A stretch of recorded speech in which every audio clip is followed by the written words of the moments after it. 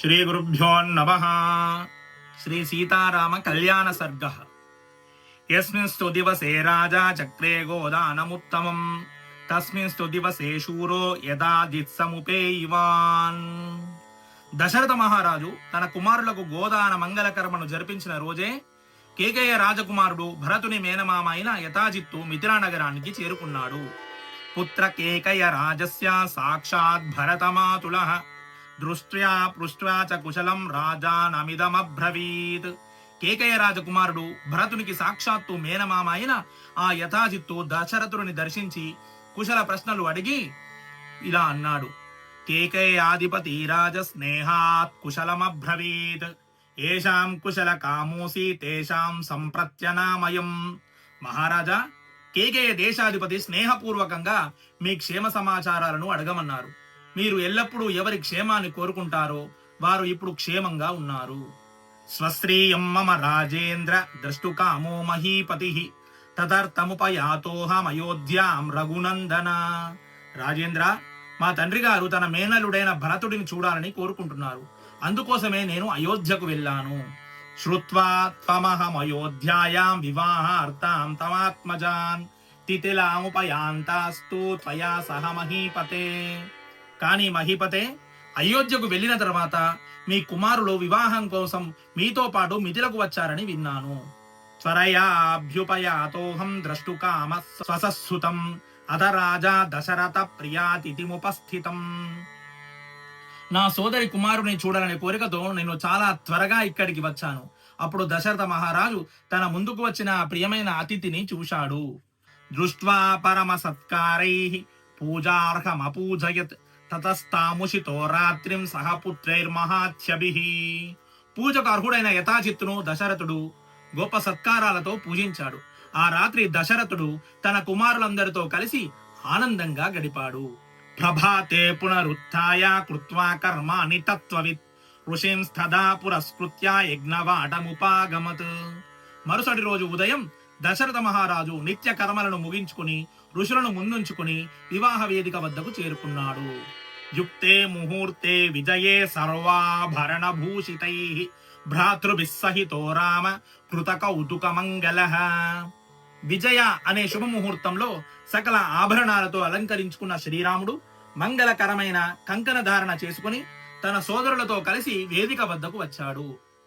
వశిష్ఠం పురతకృత్వా మహర్షి నపరానపి వశిష్ఠో భగవానేత్య వైదేహమిదమబ్రవీత్. వశిష్ఠ మహర్షి ఇతర మునులతో కలిసి జనక మహారాజు వద్దకు వెళ్లి ఇలా అన్నాడు. రాజా దశరథో రాజన్ మృత కౌతుక మంగళైః పుత్రైర్నరవర శ్రేష్ఠ దాతారమభికాంక్షతే. ఓ జనక మహారాజా, దశరథుడు తన నలుగురు కుమారులతో వివాహ మంగళ కర్మలు ముగించుకుని కన్యాదాతవు అయిన నీకోసం ఎదురు చూస్తున్నాడు. ప్రతిగ్రహీతృభ్యాం సర్వార్థ ప్రభవంతి స్వధర్మం ప్రతిపద్యస్య కృత్వా వై వాక్యముత్తమం. దాత ప్రతిగ్రహీత కలిస్తేనే కార్యాలు సిద్ధించును. కాబట్టి ఈ ఉత్తమ వివాహాన్ని జరిపించి నీ ధర్మాన్ని నెరవేర్చుకో. ఇత్యుక్త పరమోదారో వశిష్ఠేన మహాత్మనా ప్రత్యువాచ మహాతేజ వాక్యం పరమధర్మవిత్. మహాత్ముడైన వశిష్ఠుడు ఇలా అనగానే పరమధర్మజ్ఞుడైన జనక మహారాజు ఈ విధంగా బదులిచ్చాడు. కః స్థితి ప్రతిహారో మే కస్యాజ్ఞ సంప్రతీక్ష్యతే స్వగృహే కో విచారోస్తి యథా రాజ్యమిదం తవ. మహర్షి, మిమ్మల్ని ఆపేవారు ఎవరు? ఇది మీ ఇల్లు, మీ రాజ్యమే కదా. దీనికి ఎవరి ఆజ్ఞతో పని లేదు. కృత కౌతుక సర్వస్వ వేదీ మూలముపాగతాః మమ కన్యా మునిశ్రేష్ఠ దీప్తావగ్నేరివార్చిషః. మునిశ్రేష్ఠ, మంగళ కంకణ ధారణ చేసుకున్న నా కుమార్తెలు అగ్నిజ్వాలల వలె ప్రకాశిస్తూ ఇప్పటికే వివాహ వేదిక వద్దకు చేరుకున్నారు. సజ్జోహాం తత్ప్రతీక్షోస్మి వేద్యామస్యాం ప్రతిష్ఠితః అవిఘ్నం క్రియతాం రజన్ కిమర్థం అవలంబతే. నేను కూడా సిద్ధంగా ఉండి మీకోసమే వేచి ఉన్నాను. ఇక ఏ అడ్డంకులు లేకుండా వివాహాన్ని ప్రారంభించండి. తద్వాక్యం జనకేనోక్తం శ్రుత్వా దశరథస్తదా ప్రవేశయామాస సుతాన్ సర్వాన్ ఋషిగణానపి. జనకుడు చెప్పిన మాటలు విని దశరథుడు తన కుమారులను ఋషులను వివాహ మండపంలోకి ప్రవేశపెట్టాడు. తతో రాజా విదేహానాం వశిష్ఠమిదమబ్రవీత్ కారయస్వ ఋషే సర్వాం ఋషిభిః సహ ధార్మికైః. ఆ తర్వాత జనకుడు వశిష్ఠుడితో, మహర్షి, ధర్మాత్ములైన ఇతర ఋషులతో కలిసి వివాహ విధిని జరిపించండి అని కోరాడు. రామస్య లోక రామస్య క్రియాం వైవాహికీం ప్రభో తదేతుక్త్వా తు జనకం వశిష్ఠో భగవాన్ ఋషిః. లోకాభిరాముడైన రాముని వివాహ క్రియను జరిపించండి అని జనకుడు అనగా వశిష్ఠుడు సరే అని అంగీకరించాడు.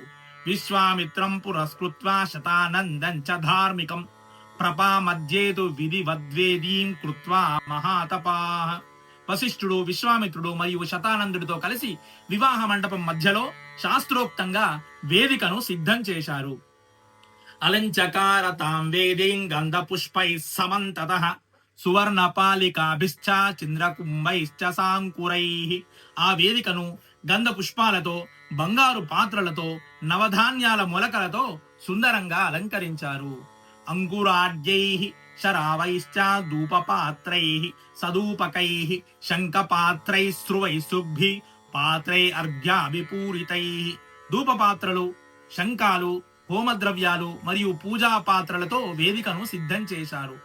లాజపాత్రైశ్చ పాత్రైరక్షైతైరపి సంస్కృతై దర్భై సమై సమాస్తీర్య విధివన్మంత్రపూర్వకం. పేలాలు, అక్షింతల పాత్రలు ఉంచి మంత్రపూర్వకంగా దర్భలను పరిచి హోమానికి సిద్ధం చేశారు. అగ్నిమాదాయ వేద్యాంతో విధి మంత్ర పురస్కృతం జుహావగ్నౌ మహాతేజ వశిష్ఠో భగవాన్ ఋషి. వేదికపై అగ్నిని ప్రతిష్ఠించి వశిష్ఠ మహర్షి వేద మంత్రాలను పఠిస్తూ అగ్నిలో ఆహుతులను సమర్పించాడు. తతః సీతాం సమానీయ సర్వాభరణ భూషితాం సమక్షమగ్నే సంస్థాప్య రాఘవాభిముఖే తదా. ఆ తర్వాత సకల ఆభరణాలంకృత అయిన సీతను తీసుకువచ్చి అగ్ని సాక్షిగా రాముడికి ఎదురుగా నిలబెట్టారు. అబ్రవీజ్జనకో రాజా కౌసల్యానందవర్ధనం ఇయం సీతా మమ సుతా సహ ధర్మచరీతవ. జనక మహారాజు శ్రీరాముడితో, ఓ రామచంద్ర, ఇదిగో నా కుమార్తె సీత, ఈమె నీకు సహధర్మచారిణి అని అన్నాడు. ప్రతిశ్చ చైనాం భద్రంతే పాణిం గృహ్ణీష్వపానినా పతివ్రత మహాభాగా చాయేవానుగత సదా. ఈమెను స్వీకరించు, నీకు శుభం కలుగుగాక. ఈమె పాణిగ్రహణం చేయు. ఈ పతివ్రత నీడవలే నిన్ను ఎల్లప్పుడూ అనుసరించి ఉంటుంది.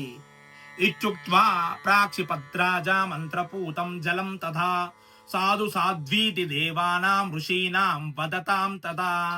ఇలా చెప్పి జనకుడు మంత్రపూతమైన జలాన్ని రాముడి చేతిలో పోశాడు. అప్పుడు దేవతలు, ఋషులు సాధు సాధు అని ఆనందించారు. దేవదుందుబి నిర్ఘోష పుష్పవర్షో మహానభూత్ ఏవం దత్వా తథా సీతాం మంత్రోదక పురస్కృతాం. మంత్రజల పూర్వకంగా సీతను సమర్పించిన తరుణంలో దేవదుందుబులు మోగాయి మరియు ఆకాశం నుండి పుష్పవర్షం కురిసింది. అబ్రవీజ్జనకో రాజా హర్షేనాభి పరిప్లుతః లక్ష్మణాగశ్చ భద్రంతే ఊర్మిళాంచ మమాత్మజాం. అమితానందంతో జనకుడు, లక్ష్మణ, ఇక్కడికి రా, నీకు మేలు కలుగాక, నా కుమార్తె ఊర్మిలను స్వీకరించు అని అన్నాడు.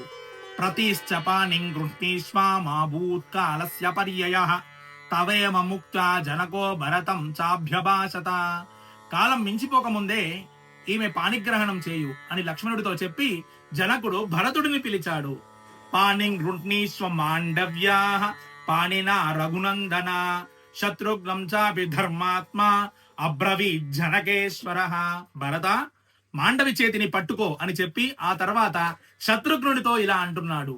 శ్రుత్వా కీర్త్వా మహాబాహో పాణిం గృహ్ణీష్వ పాణినా సర్వే భవంత సౌమ్యాశ్చ సర్వే సుచరితవ్రతాః. శత్రుఘ్న, నీవు శృతకీర్తిని భార్యగా స్వీకరించు, మీరందరూ గొప్ప చరిత కలవారు అని ప్రశంసించాడు. పత్ని భిక్షంతు కాకుత్సా మా భూత్కాలస్య పర్యయః జనకస్య వచ శ్రుత్వా పాణీన్ పాణిభిరస్పృశన్. మీరందరూ మీ భార్యలను స్వీకరించండి అని జనకుడు అనగా రాముని సోదరులు ముగ్గురు కూడా కన్యల చేతులను పట్టుకున్నారు. చత్వారస్తే చ తస్రూణాం వశిష్ఠస్య మతే స్థితాః అగ్ని ప్రదక్షిణం కృత్వా వేదీం రాజానమేవ చ. ఆ నలుగురు వరులు తమ భార్యలతో కలిసి వశిష్ఠుడి ఆజ్ఞ మేరకు అగ్నికి, వేదికకు మరియు జనక మహారాజుకు ప్రదక్షిణం చేశారు. ఋషీశ్చైవ మహాత్యాన సభార్య రఘుసత్తమాః యథోక్తేన తథా చక్రుర్వివాహం విధిపూర్వకం. ఆ రఘువంశ కుమారులు తమ భార్యలతో కలిసి శాస్త్రోక్తంగా వివాహ క్రతువును పూర్తి చేశారు. కాకుత్సైశ్చ గృహీతేషు లలితేషు జపానిషు పుష్పవృష్టిర్మహాత్యాసీదంతరిక్షా శుభాస్మరా. వారు పాణిగ్రహణం చేసిన శుభ సమయంలో ఆకాశం నుండి ప్రకాశవంతమైన పుష్ప వర్షం కురిసింది. దివ్య దుందుబి నిర్ఘోషైర్గీతవాదిత్ర నిస్వనై నండ్రుతుచ్చాప్సరస్సంఘ గంధర్వాశ్చ జగుక్కలం. దేవదుందుబుల శబ్దము, అప్సరసల నాట్యము మరియు గంధర్వుల కన్యాగానంతో ఆ ప్రదేశమంతా దివ్యంగా మారింది. వివాహే రఘు ముఖ్యానాం తదద్భుతమదృశ్యత ఈదృశే వర్తమానేతు సూర్యోద్గుష్ట నినాదితే. రఘువీరుల వివాహ సమయంలో ఇటువంటి అనేక అద్భుతాలు కనిపించాయి మరియు వాద్యధ్వనులు మిన్నంటాయి. త్రిరగ్నింతే పరిక్రమ్య ఊహూర్భార్య మహోజస అతోపకార్య జగ్నుస్తే సదార రఘునందన. అగ్నికి 3 సార్లు ప్రదక్షిణం చేసిన తర్వాత ఆ నలుగురు అన్నదమ్ములు తమ భార్యతో కలిసి విడిది గృహానికి వెళ్లారు. రాజాప్యనుయయౌ పశ్యన్ ఋషి సంఘై సబాంధవ. దశరథ మహారాజు కూడా ఋషులతో బంధువులతో కలిసి నూతన దంపతులను ఆశీర్వదిస్తూ వారిని అనుసరించాడు. ఇత్యార్షే శ్రీమద్ రామాయణే వాల్మీకియే ఆది కావ్యే బాలకాండే 73 సర్గః. రాజా రామచంద్ర భగవానికి జై. జై శ్రీరామ్.